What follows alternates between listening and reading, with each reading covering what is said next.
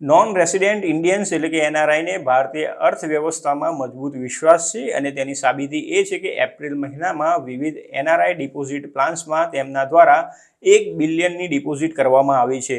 રોકાણનો આ આંકડો ગત વર્ષે સમાન ગાળામાં જોવા મળેલા રોકાણ કરતાં તીવ્ર વધારો દર્શાવે છે. ગત વર્ષે સમાન ગાળામાં $150 મિલિયન રોકાણ કરવામાં આવ્યું હતું. અમારા સહયોગી ઇકોનોમિક ટાઈમ્સના એક અહેવાલમાં જણાવાયું છે કે રિઝર્વ બેંક ઓફ ઇન્ડિયા એટલે કે આરબીઆઈના તાજેતરના ડેટા અનુસાર હવે કુલ આઉટસ્ટેન્ડિંગ એનઆરઆઈ ડિપોઝિટ હવે $153 બિલિયન થઈ ગઈ છે. આ ઉછાળો ભારતીય અર્થતંત્રની સ્થિતિસ્થાપકતામાં વિદેશી ભારતીયોના વિશ્વાસને પ્રતિબિંબિત કરે છે, જે ચાલુ નાણાકીય વર્ષમાં તેના વિશ્વમાં અગ્રણી વૃદ્ધિ પ્રદર્શન ચાલુ રાખવાની અપેક્ષા છે. ભારતમાં એનઆરઆઈસ માટે મુખ્ય 3 ડિપોઝિટ સ્કીમ છે, જેમાં foreign currency non resident bank અથવા તો FCNRB, જ્યાં ડિપોઝિટ લેનારી બેંક ફોરેન એક્સચેન્જનું જોખમ ઉઠાવે છે. બીજી સ્કીમ છે નોન રેસિડેન્ટ એક્સટર્નલ રૂપી એકાઉન્ટ અથવા તો NRERA, જ્યાં કરન્સીનું જોખમ ડિપોઝિટ દ્વારા ઉઠાવવામાં આવે છે. જ્યારે ત્રીજી સ્કીમ છે નોન રેસિડેન્ટ ઓર્ડિનરી એટલે કે NRO ડિપોઝિટ સ્કીમ. એનઆરઆઈસ આ ત્રણમાંથી પોતાની પસંદગીની સ્કીમમાં રોકાણ કરી શકે છે.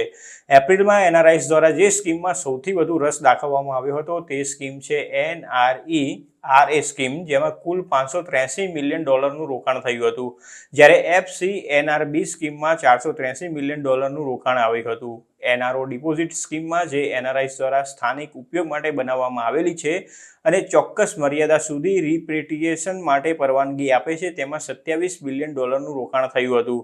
તુલનાત્મક રીતે NRERA પાસે $99 બિલિયન આઉટસ્ટેન્ડિંગ ડિપોઝિટ છે, જ્યારે FCNRB સ્કીમમાં $26 બિલિયન ડિપોઝિટ છે. કોરોના રોગચાળા દરમિયાન વૈશ્વિક સ્તરે વ્યાજદરનું પ્રમાણ થોડું ઓછું હોવા છતાં એનઆરઆઈ ડિપોઝિટ $131 બિલિયન થી વધીને $142 બિલિયન થઈ ગઈ હતી, કારણ કે અન્ય એસેટ ક્લાસની અસ્થિરતા વચ્ચે બેંક ડિપોઝિટ લોકો માટે રોકાણના શ્રેષ્ઠ વિકલ્પ તરીકે ઉભરી આવી હતી. જોકે કોરોના કાળ પૂરો થયા બાદ આર્થિક પ્રવૃત્તિઓ સામાન્ય બની ત્યારે FY22 અને FY23માં એનઆરઆઈ ડિપોઝિટમાં ઘટાડો જોવા મળ્યો હતો. નોંધપાત્ર રીતે મે 2023થી તેમાં નોંધપાત્ર વેગ જોવા મળી રહ્યો છે. એનઆરઆઈ ડિપોઝિટ ભારતના એક્સટર્નલ ડેટમાં લગભગ એક ક્વાર્ટર એટલે કે 24% હિસ્સો ધરાવે છે, જે ડિસેમ્બર 2023 સુધીમાં $648 બિલિયન હતું. જોકે આમાંની મોટાભાગની ડિપોઝિટ 1 થી 3 વર્ષના સમયગાળાની છે, તેમ છતાં ડેટ સર્વિસિંગના પોઈન્ટ ઓફ વ્યૂથી જોખમ ઊભું કરે છે, કારણ કે આ ડિપોઝિટનો મોટાભાગનો હિસ્સો રોલ ઓવર થવાનું વલણ ધરાવે છે. એનઆરઆઈ ડિપોઝિટમાં તાજેતરનો વધારો ભારતીય અર્થતંત્રની સ્થિરતા અને વૃદ્ધિની સંભાવનાઓ નવેસરથી વિશ્વાસનો સંકેત આપે છે, જે આંતરરાષ્ટ્રીય રોકાણકારો માટે વધુ એક આકર્ષક સ્થળ તરીકે દેશની સ્થિતિને વધુ મજબૂત બનાવે છે.